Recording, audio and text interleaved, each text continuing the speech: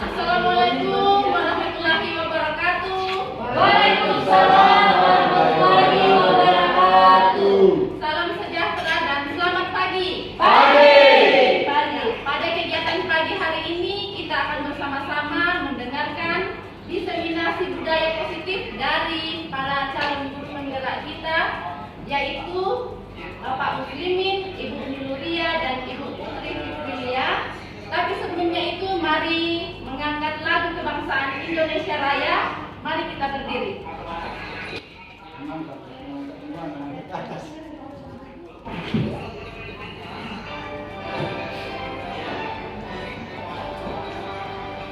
Indonesia tanah airku, tanahku darahku, di sanalah ku berdiri, jadi baru ibuku. Indonesia kebangsaanku, bangsa dan tanah airku. Marilah kita bersatu, Indonesia bersatu. Hiduplah tanahku, hiduplah negeriku, bangsaku, rakyatku semuanya. Bangunlah jiwanya, bangunlah badannya, untuk Indonesia Raya. Indonesia Raya, merdeka, merdeka, tanahku, negeriku yang kucinta. Indonesia Raya, merdeka, merdeka, hiduplah Indonesia Raya. Merdeka, merdeka, tanahku, negeriku yang kucinta. Indonesia Raya, merdeka, merdeka, hiduplah Indonesia Raya. Kita silakan duduk kembali. Terima kasih. Tapi sebelumnya dipersilakan kepada Sabar. kepala sekolah untuk menyampaikan arahannya. Kepada Bapak Fajar dipersilakan. Assalamualaikum warahmatullahi wabarakatuh. Salam sejahtera dan selamat pagi. Alhamdulillahirrabbilalamin. Wassalatu wassalamu ala asyrafil anbiya'i wal mursalin Sayyidina Muhammadin wa ala alihi wa ashabihi ajma'in. Alhamdulillah wa syukurillah, Bapak Ibu guru yang hebat semua. Pada kesempatan ini terima kasih telah berkumpul di tempat ini untuk suatu acara, yaitu penyampaian teman-teman kita atau guru calon guru penggerak angkatan ke-9 untuk membawakan sebuah materi tentang budaya positif. Mudah-mudahan nantinya dengan pemaparan materi budaya positif ini bisa kita terapkan di sekolah kita di SMK Negeri 1 Kaliurang. Adapun pemateri pada kesempatan ini Bapak Ibu guru, ada 3 orang ini di SMK Negeri 1 Kaliurang. Yang pertama ada Pak Muslimin, ada Bu Dia, dan ada Bu Putri. Baik Bapak Ibu guru hebat, saya harapkan untuk mendengarkan materi yang akan dipaparkan oleh calon guru penggerak angkatan ke-9. Tentunya nanti diharapkan dapat diterapkan di sekolah kita di SMK Negeri 1 Kaliurang. Mungkin itu yang bisa saya sampaikan. Saya berterima kasih kesediaannya semuanya untuk hadir di tempat ini untuk mendengarkan, mencari pengalaman, wawasan tentang budaya positif. Mungkin itu Saya akhiri dengan ucapan wabillahi taufiq wal hidayah. Wassalamualaikum warahmatullahi wabarakatuh. Waalaikumsalam warahmatullahi wabarakatuh. Salam sejahtera dan selamat pagi. Untuk selanjutnya kita langsung saja untuk acara diseminasi budaya positif. Yang pertama akan disampaikan oleh Ibu Niluria Kurniawati SPD. Kepada Ibu silakan. Izin Bapak Wakil Kepala Sekolah, terima kasih untuk presenter. Selamat pagi. Pagi, luar biasa. Luar biasa.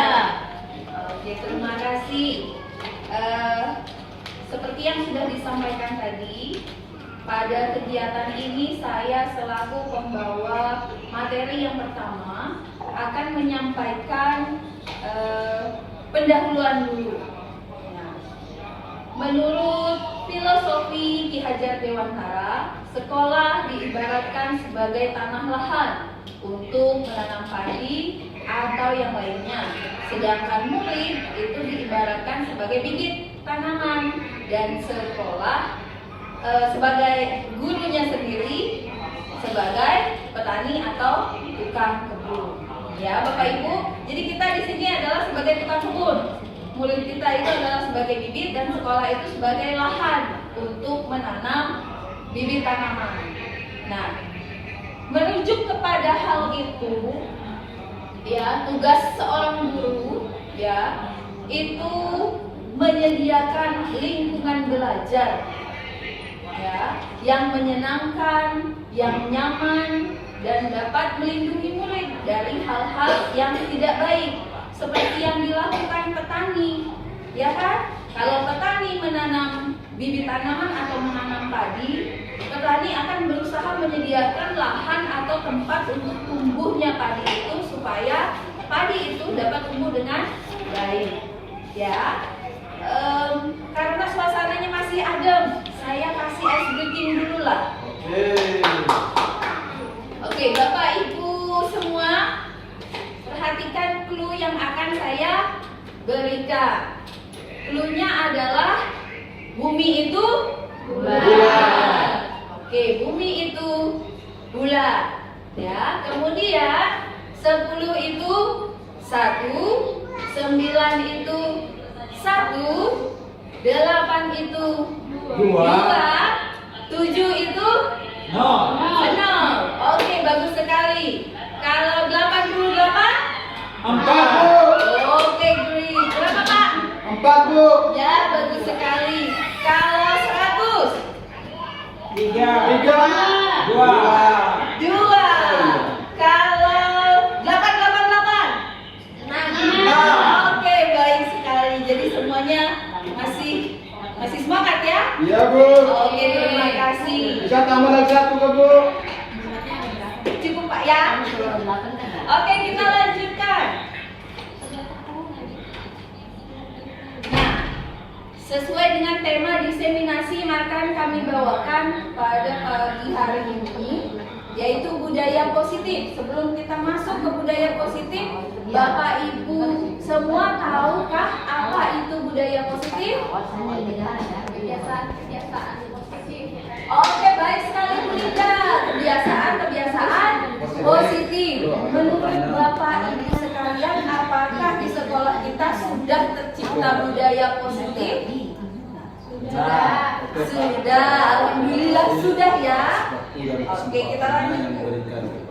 Nah, budaya positif itu sendiri adalah nilai-nilai keyakinan dan kebiasaan di sekolah yang berpihak pada murid. Kemudian ada 6 hal yang berkaitan dengan budaya positif yang akan saya sampaikan.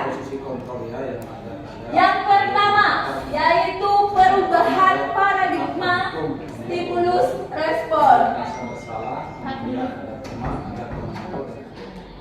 Baik, saya lanjutkan. Yang kedua itu ada konsep disiplin positif. Kemudian yang ketiga ada keyakinan kelas. Yang keempat, pemenuhan 5 kebutuhan dasar manusia. Dan yang terakhir segitiga restitusi. Nah, sekarang saya mau tantang Bapak Ibu guru untuk mencari pasangan berdua atau bertiga. Bapak Ibu guru yang memerankan A. Oke ya, Bu Elis jadi A, Bu Indah jadi A. Bu Elis dan Bu Indah kepalkan tangannya. Sudah? Nah, kemudian nanti tugasnya Bu Ipa merayu Bu Elis, memerintah, memaksa untuk membuka. Ya, Bu Nani juga sama Bu Kartini. Paksa Bu Indah untuk membuka genggaman tangannya. Kemudian Bu Elis dan Bu Indah, kenapa menggenggam tangan? Misalnya Bu Elis dan Bu Indah mempunyai sesuatu yang berharga yang harus Bu Indah dan Bu Elis simpan. Ya. Jadi pada hitungan ketiga, kalau berhasil membuka dan kalau mau dibuka, tolong kasih tahu saya. Oke? Paham instruksi? Oke, terima kasih. 1, 2, 3.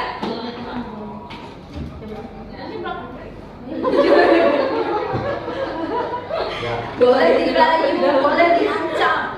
Bukan dong, kita kan teman ya.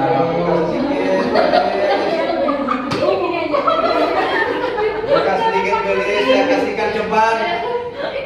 Oke, Bu Elis mau membuka. Bu Indah? Nggak mau? Oh, nggak mau.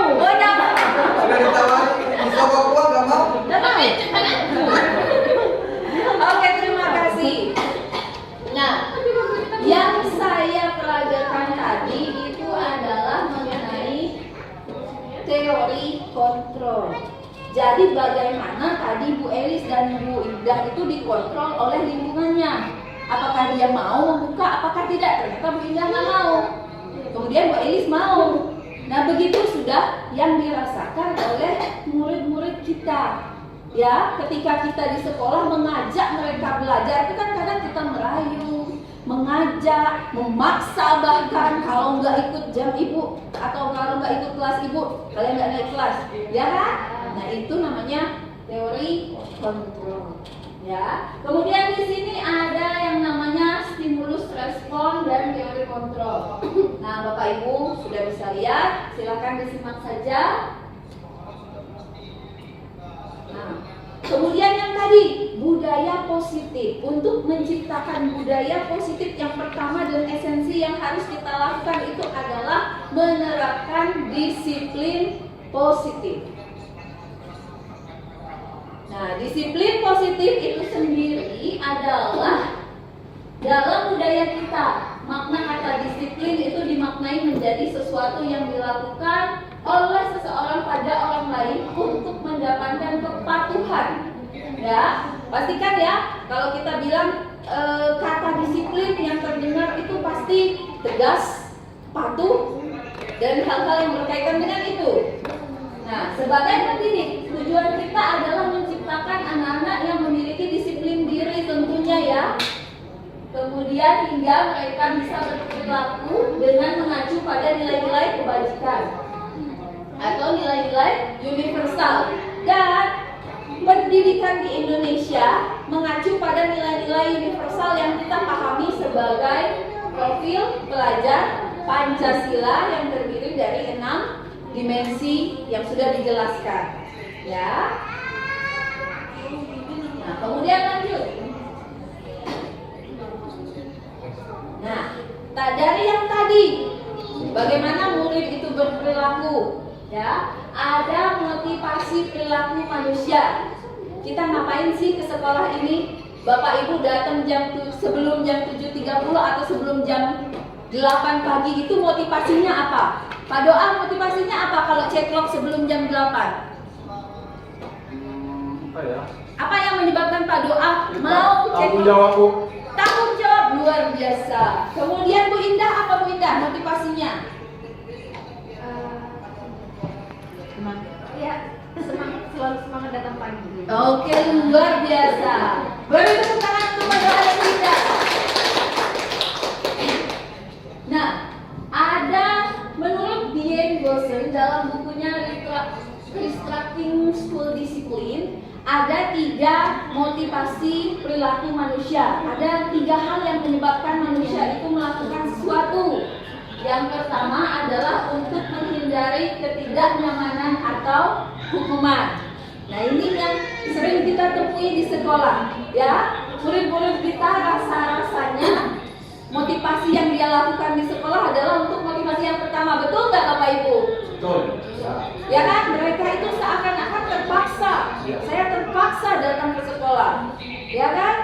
Karena menghindari ketidaknyamanan atau hukuman. Kemudian motivasi yang kedua yaitu untuk mendapatkan imbalan atau penghargaan dari orang lain. Nah, misalnya murid itu datang, saya biasanya dikasih reward sama Pak Doa, atau saya biasa dikasih coklat sama Bu Elis, misalnya seperti itu. Ya, kemudian yang ketiga yaitu untuk menjadi orang yang mereka inginkan dan menghargai diri sendiri dengan nilai-nilai yang mereka percaya. Nah, di antara ketiga motivasi ini, kita menginginkan murid-murid kita ataupun pribadi kita itu melakukan sesuatu berdasarkan motivasi yang ketiga. Jadi benar sekali yang dilakukan Pak Doa dan Bu Indah, bahwa misalnya kita ya sebagai guru datang sebelum jam 8 karena memang tanggung jawab kita, karena semangat kita memang harus melakukan aktivitas dan tugas sehari-hari. Jadi datang jam 8. Nah, murid-murid kita itu juga bagaimana caranya kita membuat mereka membudayakan. Oh, datang pagi itu bukan supaya tidak dihukum, ya kan? Padahal kalau kita muridnya datang lambat kan kita hukum di depan atau kena poin. Nah, gimana caranya kita membuat murid kita datang pagi, tapi dengan motivasi, oh, saya ingin menjadi orang yang memang menghargai nilai-nilai yang saya percaya, itu nilai disiplin, seperti itu. Nah, lanjut menyangkut dari tadi, ya. Tadi kalau misalnya motivasi sudah ada 3. Nah, sekarang kalau tadi muridnya datang terlambat, ada yang namanya hukuman, konsekuensi, dan restitusi. Nah, untuk hukuman sendiri, kalau hukuman pasti sudah familiar ya dengan kita. Oh, saya dihukum Bu, atau kita ingin menghukum murid, saya hukum kamu dengan begini. Nah, kita harus memahami dulu apa itu hukuman, apa itu konsekuensi, dan apa itu restitusi. Nah, hukuman sendiri adalah suatu bentuk prosedur atau tindakan yang diberikan kepada individu atau kelompok atas kesalahan pelanggaran atau kejahatan yang telah dilakukan dalam bentuk reinforcement, ya, dalam bentuk tekanan. Kemudian penderitaan dalam rangka pembinaan dan perbaikan tingkah laku sehingga tidak terulang kembali. Itu hukuman. Kemudian selanjutnya konsekuensi. Konsekuensi adalah akibat, hasil, impact atau pengaruh dari suatu perbuatan. Selanjutnya, restitusi adalah proses menciptakan kondisi bagi murid untuk memperbaiki kesalahan mereka sehingga mereka bisa kembali pada kelompok mereka dengan karakter yang lebih kuat. Nah, saya ingin memperdalam lagi yang mana hukuman, yang mana konsekuensi. Oke, Bapak Ibu silakan perhatikan slide. Ada 4 kasus di situ. Kasus pertama, mencatat 100 kali di dalam buku kalimat, saya tidak akan terlambat lagi karena terlambat ke sekolah. Apakah tindakan itu termasuk tindakan hukuman atau konsekuensi? Hukuman atau konsekuensi? Hukuman? Konsekuensi. Hukuman atau konsekuensi? Konsekuensi, Pak. Konsekuensi. Kenapa konsekuensi Pak Doa? Apa ya? Kalau hukuman sih itu kan bersifatnya apa ya? Menurut saya sih, ya pengalaman saya itu kalau hukuman itu sudah tidak bagus lagi untuk anak-anak kita, ya apalagi anak-anak kita sudah dewasa, sudah besar ya, sudah tahu mana yang baik dan mana yang buruk. tersebut, tapi kita harus ambil yang konsekuensi yang baik aja, yang bersifatnya artinya bukan berarti kan hukuman ini kan banyak ya. Bisa hukuman itu bisa aja suruh dia cabut rumput, apa pilih kotoran, atau kadang-kadang kan sebelumnya itu kita itu biasanya memukul ya kadang-kadang. Tapi saya ya biasanya ya mungkin Bapak Ibu mungkin tahu ya. Nah kemudian konsekuensinya itu ya kita harus cari ya yang mana yang lebih baik dari hukuman itu sebenarnya ya. Oke, terima kasih Pak Doa. Ibu-ibu yang lain, menurut ibu-ibu ini hukuman apa konsekuensi? Pak Doa katanya konsekuensi. Bu Indah, termasuk hukuman atau konsekuensi? Kalau menurut saya Bu, ini nih merupakan hukuman atas konsekuensi yang konsekuensi yang dia dapatkan gitu kan, tapi juga termasuk dalam bentuk hukuman gitu atas kesalahan yang dia lakukan. Oke, terima kasih. Jadi yang poin 1 ini adalah konsekuensi. Bingung? Bingung. Lanjut ke kasus kedua. Lari mengelilingi lapangan basket 2 kali karena terlambat hadir di sekolah. Hukuman konsekuensi? Hukuman. Iya. Ya itu. Hukuman. Beda kan dengan Ya, yang beda. poin 1? Lanjut, poin 3. Membersihkan coretan yang dibuat di meja tulis. Betul sekali. Konsekuensi. Dan yang terakhir poin 4. Murid diminta untuk push up 15 kali Hukuman. karena tidak menggunakan masker. Hukuman. Iya, Bapak Ibu sekarang sudah memahami yang mana yang dimaksud hukuman, yang mana yang dimaksud oleh konsekuensi. Oke, baik. Untuk materi selanjutnya akan disampaikan oleh Ibu Putri. Terima kasih. Terima kasih Bu ya. Sebelumnya Assalamualaikum warahmatullahi wabarakatuh. Waalaikumsalam warahmatullahi wabarakatuh. Di sini saya ingin memaparkan mengenai keyakinan kelas.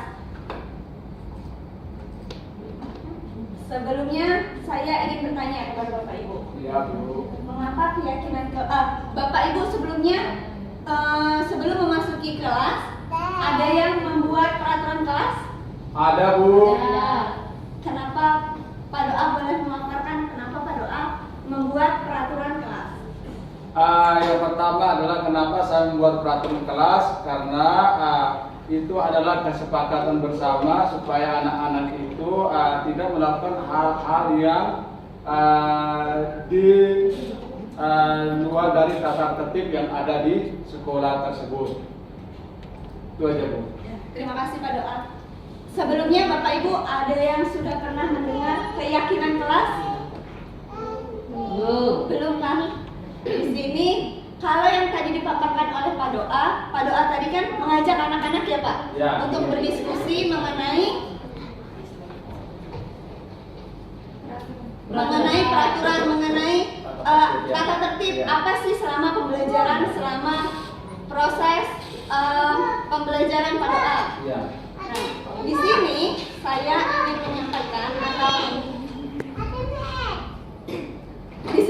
ingin menyampaikan perbedaan mengenai keyakinan kelas, bukan peraturan kelas. Peraturan kelas itu yang kita mewajibkan anak-anak. Misalnya, kalian wajib mengumpulkan tugas yang ibu berikan. Harus minggu ini, misalnya. Itu peraturan. Itu peraturan.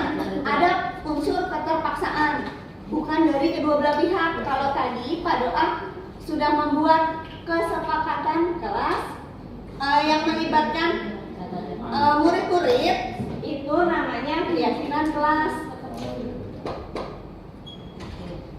Keyakinan kelas merupakan metode untuk menimbulkan kembali disiplin positif yang didasari oleh motivasi dari dalam diri. Implementasi keyakinan kelas dilatar belakangi bahwa ditemukannya beberapa murid yang masih diingat untuk melakukan tindakan kebaikan atau kedisiplinan. Di Di sini tujuan keyakinan kelas ada 4. Yang pertama, menumbuhkan keterlibatan murid dalam membentuk keyakinan kelas untuk mencapai kelas impian bersama guna pembelajaran yang efektif. Tadi seperti contoh yang Pak Doa berikan, Pak Doa sudah melakukan langkah yang pertama. Terus langkah yang kedua, mewujudkan merdeka belajar berpihak pada murid. Ketiga, menciptakan komunikasi segala arah antar guru dan murid-murid. Yang keempat, membiasakan budaya dan disiplin positif. Kriteria pembuatan keyakinan kelas.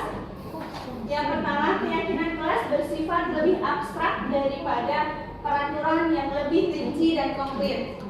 Keyakinan kelas berupa pernyataan-pernyataan universal. Pernyataan keyakinan kelas senantiasa dibuat dalam bentuk positif. Keyakinan kelas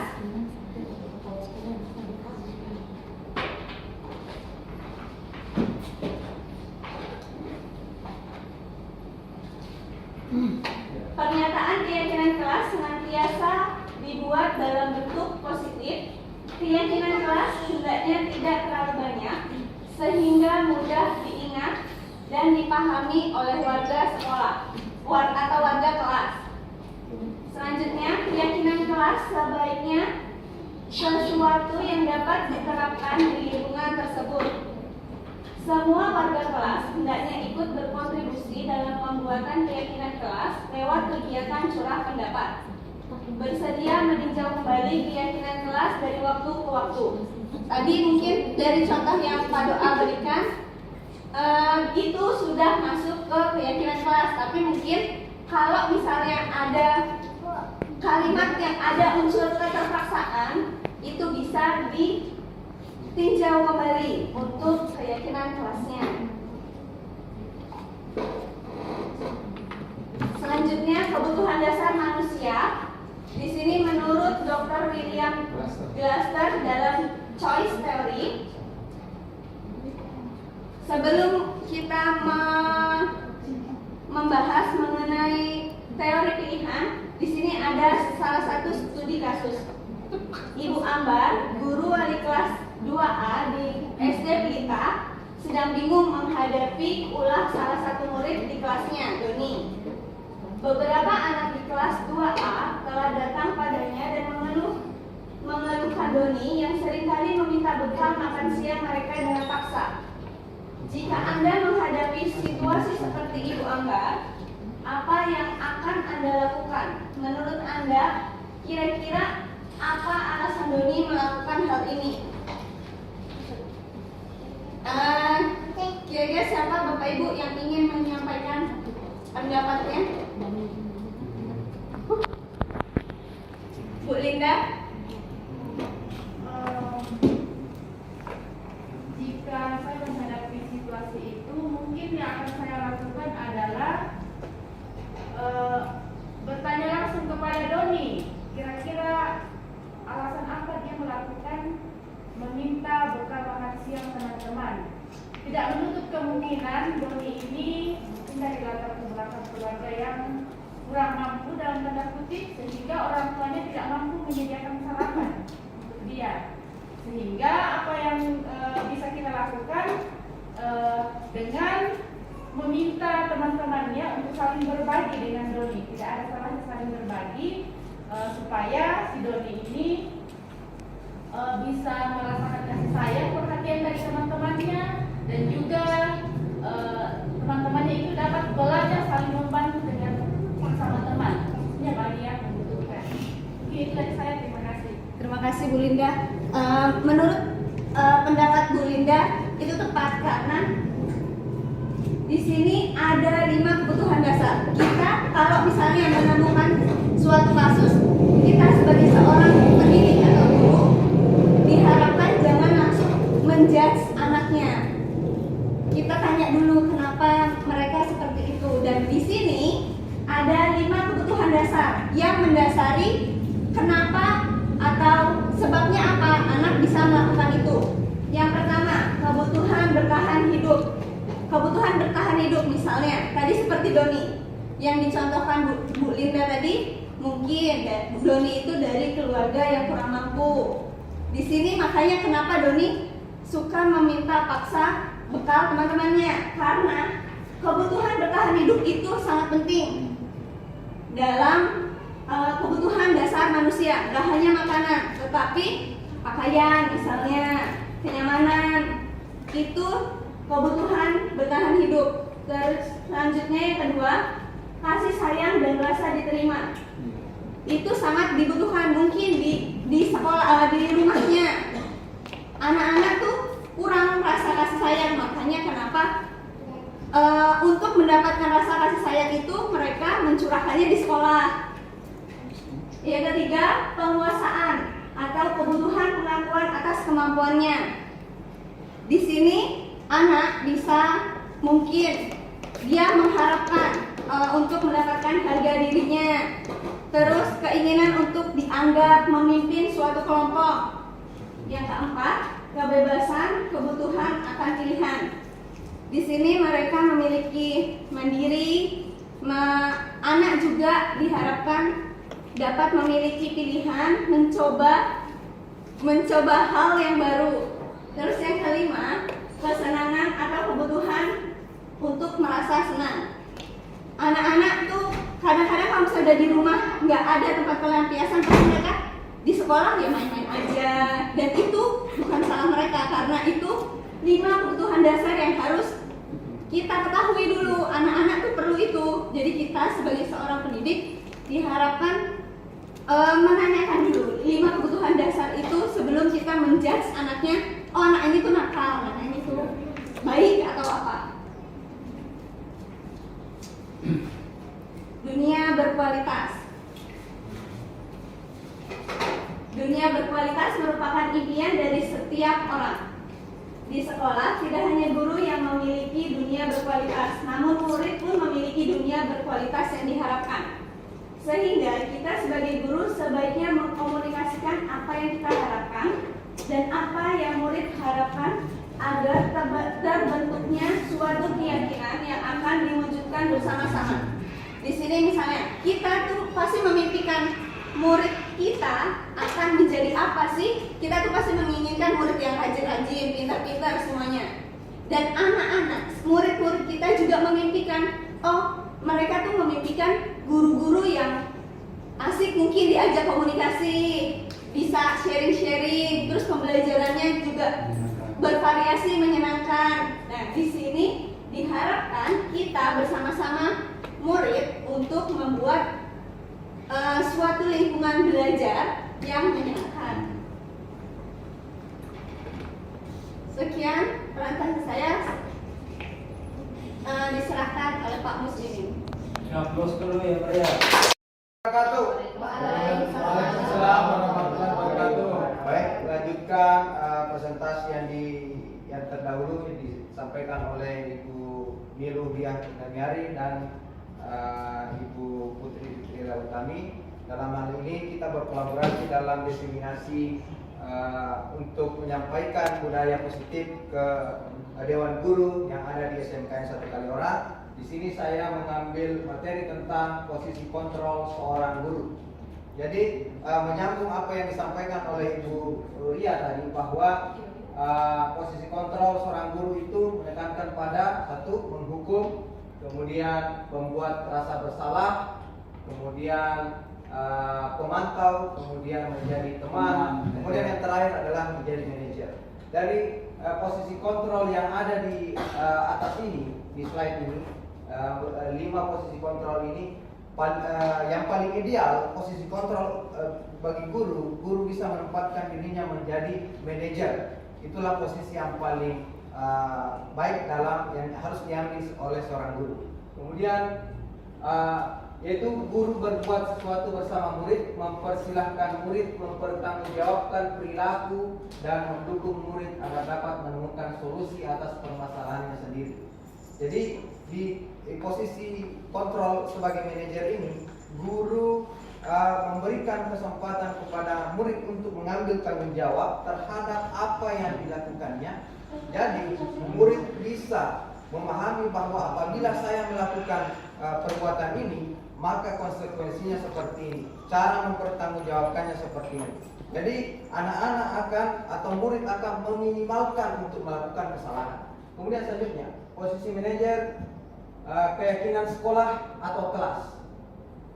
Keyakinan sudah tadi disinggung di awal di pemaparan Ibu Putri bahwa keyakinan kelas itu untuk membangun supaya ada rasa tanggung jawab. Dalam hal ini di segitiga restitusi ada yang dikatakan dengan istilah segitiga restitusi yang memuat 3 tahapan penanganan terhadap permasalahan yang ada di dalam sekolah. Yang pertama adalah guru berperan sebagai manajer menggunakan segitiga restitusi dalam penyelesaian masalah melalui 3 tahapan. Yang pertama, menstabilkan identitas, kemudian memvalidasi tindakan yang salah, kemudian menanyakan keyakinan. Tujuannya yaitu menghasilkan murid yang mandiri bertanggung jawab terhadap apa yang dilakukannya. Kemudian, baik, jadi di segitiga restitusi tadi, di bagian menstabilkan identitas, apabila kita mendapatkan permasalahan di sekolah, ya misalkan seperti ini, mungkin kita akan langsung memarahi anak tersebut. Ya, misalkan anak itu datang terlambat. Kenapa kamu datang terlambat? Apa kamu main game itu sampai malam hingga kamu datang ke sekolah terlambat? Tapi kita sebagai seorang guru yang menerapkan segitiga restitusi tersebut, kita harus menstabilkan kondisi anak tersebut dulu. Langkah awal kita. Jadi kita memanggil anak tersebut, ya, ngomong, berbicara dengan lembut, dengan sopan, ya, tentunya tidak melibatkan teman-teman yang lain yang akan nantinya membuat anak itu merasa malu. Jadi kita ngomong secara persuasif, ya. Jadi di tahap menstabilkan identitas itu kita memberikan kesempatan kepada murid itu untuk meluapkan bagaimana dia memunculkan alasan dia melakukan itu. Ya. Jadi kemudian apabila di proses memvalidasi tindakan yang salah, itu kita memberikan pengantar kepada siswa bahwa apakah yang mereka lakukan itu sudah benar atau tidak. Jadi anak murid itu akan berpikir, oh apa yang saya lakukan ini sudah benar, oh ini sudah salah. Ya. Jadi di bagian menanyakan keyakinan kembali, berdasarkan keyakinan yang kita sudah buat sebelumnya, kita menanyakan keyakinan itu apakah menyalahi keyakinan yang kita buat ataukah sudah sesuai dengan keyakinan yang kita sudah buat sebelumnya. Jadi saya akan memunculkan sebuah ilustrasi seperti ini. Pada saat pembelajaran bahasa Inggris misalkan, ya, pada saat pembelajaran bahasa Inggris, Bapak Ibu guru yang mengajar pembelajaran bahasa Inggris pada saat itu lagi mengikuti pembelajaran dari internet. Jadi dia fokus untuk mengikuti pembelajaran daring sehingga kelas itu diberikan tugas untuk mengerjakan pekerjaan. Sebelumnya, sehari sebelumnya sudah disampaikan bahwa untuk kegiatan besok silahkan membawa kamus bahasa Inggris untuk mengerjakan materi-materi tentang prosedur teks misalkan, yang tentunya menjawab pertanyaan yang membutuhkan alat bantu untuk mentranslate teks yang ada. Pada keesokan harinya ada seorang siswa yang tidak membawa kamus. Ya, ada seorang siswa yang tidak membawa kamus, anggaplah namanya si A. Si A tidak membawa kamus sehingga dia merebut kamus temannya. Terjadilah keributan dalam satu kelas itu. Kemudian dia tidak mengerjakan tugas yang diberikan, ya. Kemudian pada esok harinya dia dilaporkan oleh ketua kelas. Setelah dicek ternyata memang tugas si A itu tidak masuk. Guru itu mencek tugasnya tidak masuk. Kemudian dipanggillah si A. Kira-kira Bapak Ibu, apa yang Bapak Ibu lakukan sesuai dengan skenario yang telah saya ceritakan? Kira-kira menurut Pak Doa apa langkahnya apabila menerapkan segitiga restitusi itu? Yang pertama, menstabilkan identitas. Kemudian kedua, memvalidasi tindakan yang salah oleh siswa tersebut. Kemudian menanyakan keyakinan. Kira-kira bisa diilustrasikan Pak Doa? Mungkin bisa gini, Pak Doa sebagai guru, saya sebagai siswa. Silakan dari di sini Pak Doa dulu. Pak Doa bisa? Silakan. Gak apa-apa Pak Doa, gak apa-apa. Silakan naik Pak Doa. Kita bermain peran. Saya sebagai guru, saya sebagai siswa, Bapak sebagai guru. Menangani persoalan yang tadi. Nah, terus ini di mana nih? Ya. Hah? Bapak tadi skenario-nya adalah Bapak memanggil saya sebagai si A yang membuat keributan di kelas itu, tidak mengerjakan tugas. Ya. Apa yang Bapak lakukan untuk saya dengan penanganan segitiga restitusi tersebut? Kira-kira di bagian menstabilkan identitas itu. Kepada siswa. Atau gini, dibalik karena Bapak siswa misalkan. Oke, silakan duduk. Yusuf Doa silakan duduk. Yusuf Doa silakan duduk. Ya, saya juga duduk kalau begitu. Ya, supaya kelihatan perannya. Yusuf Doa silakan duduk. Kamu tahu apa kira-kira yang menyebabkan kamu saya panggil ke ruangan Bapak? Kira-kira apa menurut? Kemarin itu saya berhutang kamu teman dan saya melawat sampai sebab. Sebenarnya apa sih yang menyebabkan?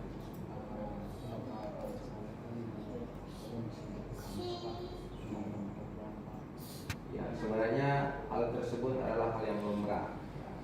Karena ekonomi seseorang itu tidak sama semua.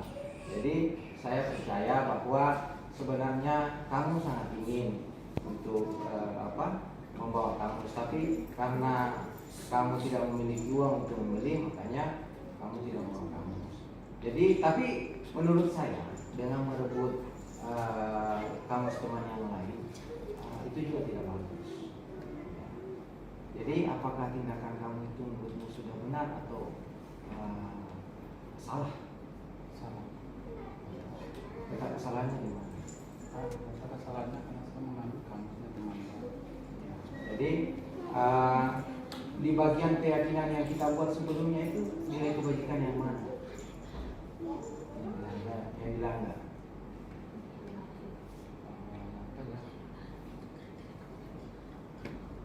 Disiplin. Disiplinnya. Ya, disiplin. Baik.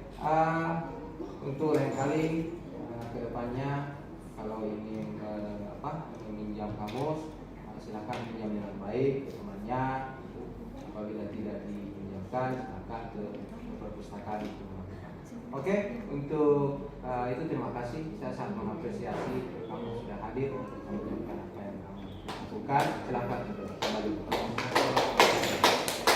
Jadi Bapak Ibu, itulah satu contoh peran yang nantinya apabila kita menemukan dalam situasi kondisi nyata di sekolah kita, seyogyanya kita harus menerapkan segitiga restitusi dalam penanganan kasus di dalam sekolah kita. Mungkin cukup itu yang bisa saya sampaikan. Kami dari tim kolaborasi diseminasi budaya positif angkatan CGP angkatan 9 dari SMKN 1 Kaliorang sangat berterima kasih atas kerjasama dan partisipasi Bapak Ibu Dewan Guru yang sudah meluangkan waktu untuk hadir mendengarkan diseminasi pada hari ini. Terima kasih. Assalamualaikum warahmatullahi wabarakatuh.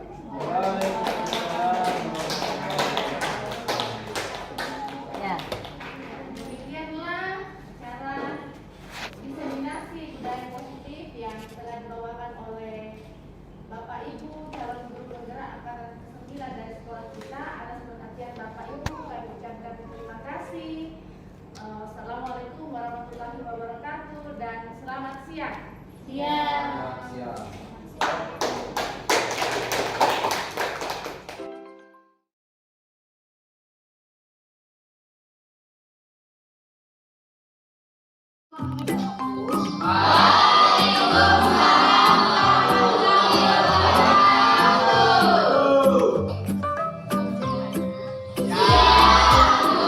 Hari ini kita akan membuat lunch makanan kelas. Ada tahu nggak sepakatan nasi kotak? Nggak tahu Bu. Baru dengar Bu. Pas kemarin kita buat peraturan. Apa bedanya peraturan? Kalau peraturan masih bisa ada yang